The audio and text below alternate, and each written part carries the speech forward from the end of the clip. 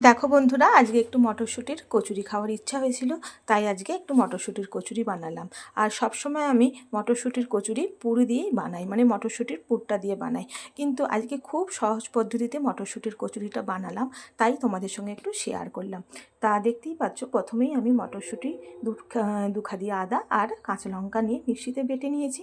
তারপর একটা বোলেতে ময়দা নিয়ে নিয়েছি, মহিমের জন্য একটু সাদা তেল দিলাম, আর নুন, চিনি আর একটু কালো জিরে দিয়ে ভালো করে ময়দাটাকে মাখিয়ে, যেই মটরশুঁটিটা আমি বেটে রেখেছিলাম সেইটা দিয়ে সুন্দর করে ময়দাটাকে মাখিয়ে একটা ডো বানিয়ে নিলাম।